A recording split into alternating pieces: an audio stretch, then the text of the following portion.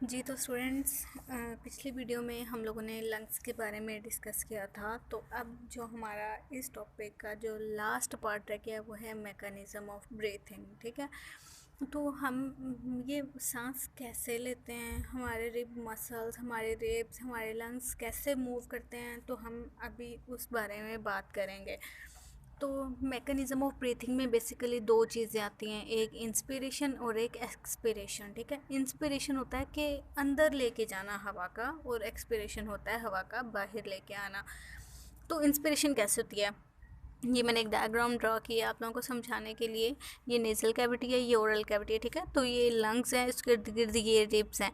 अब इन रिब्स के साथ मसल्स अटैच हैं।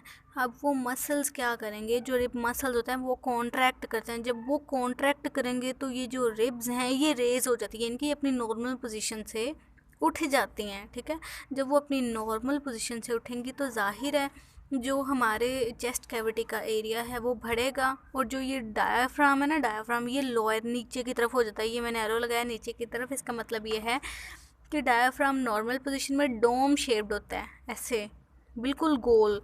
लेकिन जब ये नीचे की तरफ, जब इंस्पिरेशन हो रही होती है तो डायफ्राम नीचे की तरफ मूव कर जाता है, तो उसकी शेप कुछ ऐसी हो जाती है। ठीक है, तो इससे क्या होता है कि जो प्रेशर होता है लंग्स पे वो कम हो जाता है। एरो डाउन का मतलब है कि कम हो रहा है, और ऊपर की तरफ का मतलब है कि इंक्रीज हो रहा है। ठीक है, तो लंग्स पे प्रेशर क्या होगा, वो कम हो जाएगा।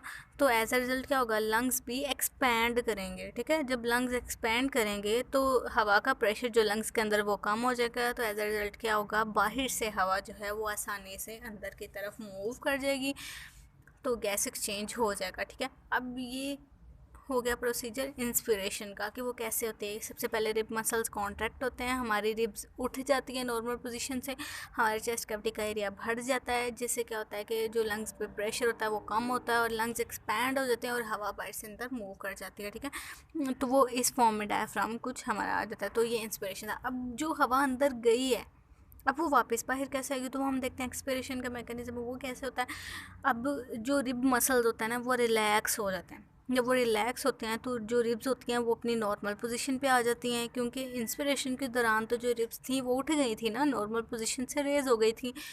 लेकिन एक्सपिरेशन में क्या होगा, जो रिब्स हैं वो नॉर्मल पोजीशन पे आ जाती हैं, मतलब जो लंग्स हैं उनके ऊपर प्रेशर पड़ता है। जब लंग्स के ऊपर प्रेशर पड़ेगा तो लंग्स होते हैं वो कॉन्ट्रैक्ट होते हैं। इससे क्या होता है, हमारे चेस्ट कैविटी का एरिया है वो भी कम हो जाता है।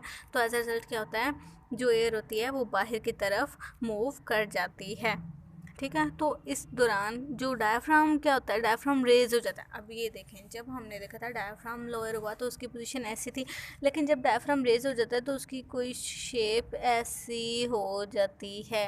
ठीक है, इस शेप में कुछ आ जाता है, डोम शेप्ड है। ठीक है, डायफ्राम की। तो एक्सपिरेशन के दौरान जब ये नॉर्मल पोजीशन पे आता है तो इसकी नॉर्मल पोजीशन ये है।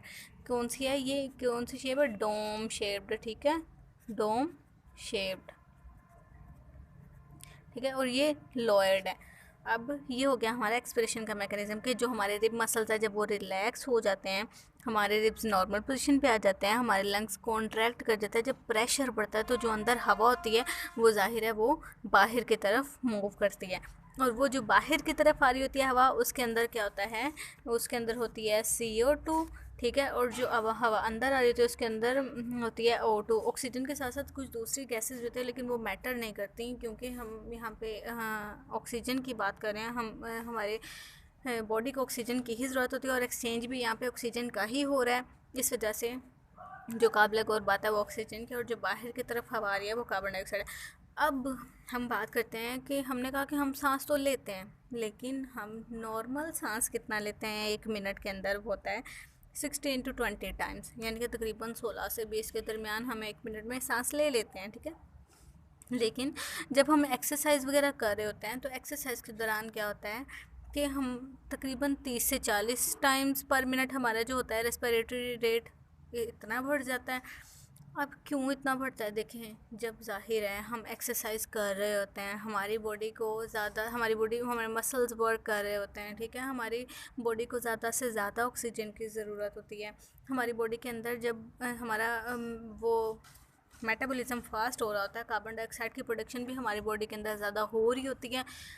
तो जब कार्बन डाइऑक्साइड की वो कंसनट्रेशन हमारी बॉडी के अंदर ज़्यादा हो रही है तो एज ए रिजल्ट क्या होगा, अब जो हमारा रेस्पिरेटरी सेंटर है हमारे ब्रेन के अंदर, जो हमारी रेस्पिरेशन को कंट्रोल करता है, अगर हमारी बॉडी में कार्बन डाइऑक्साइड की कंसनट्रेशन ज़्यादा हो गई है तो वो ये जो रेस्पिरेटरी सेंटर है ये कार्बन डाइऑक्साइड की इंक्रीज कंसनट्रेशन के लिए सेंसिटिव है, बहुत ज़्यादा हसास है। थोड़ी सी भी कार्बन डाइऑक्साइड की कंसनट्रेशन ज़्यादा हुई तो रेस्पिरेटरी सेंटर क्या करता है, हमारे रिब डायफ्राम को मैसेज भेज देता है, सिग्नल भेज देता है कि भाई हमारी बॉडी के अंदर कार्बन डाइऑक्साइड की कंसनट्रेशन ज़्यादा हो रही है, आप लोग रेस्पिरेटरी रेट को इंक्रीज़ करें, ताकि जैसे जैसे रेस्पिरेटरी रेट इंक्रीज़ होगा हमारी बॉडी के अंदर से कार्बन डाइऑक्साइड जो है उतनी ही जल्दी बाहर की तरफ रिमूव हो जाएगी, ठीक है। और चूँकि एक्सरसाइज के दौरान हमारी ऑक्सीजन की नीड्स भी बढ़ रही होती हैं तो इसलिए भी रेस्पिरेटरी रेट इंक्रीज़ होता है कि ऑक्सीजन की डिमांड को भी पूरा किया जा सके एक्सरसाइज के दौरान, ठीक है। जब हम थोड़ा तेज़ चलते हैं, भागते हैं, सीढ़ियाँ चढ़ते हैं, नॉर्मली हमारा सांस फूल जाता है, तो उसके पीछे रीज़न यही होती है कि हमारी बॉडी में जो कार्बन डाइऑक्साइड प्रोड्यूस हो रही है उसको रिमूव कर सके और हमारी बॉडी की डिमांड के मुताबिक ऑक्सीजन को सप्लाई किया जा सके। तो ये था हमारा मैकेनिज़्म ऑफ ब्रीथिंग। अगर आप लोगों को इसमें से कुछ समझ नहीं आया, कोई कन्फ्यूजन है, कोई क्वेश्चन है आप लोगों का, तो प्लीज़ आप लोग कमेंट सेक्शन में पूछिए, अपनी राय का इजहार ज़रूर कीजिए। तो जल्द ही एसन साइंस अकेडमी में अगला टॉपिक भी अपलोड किया जाएगा इंशाल्लाह ताला। तो तब तक के लिए अपना और अपने प्यारों का ख्याल रखें। खुदा हाफिज़।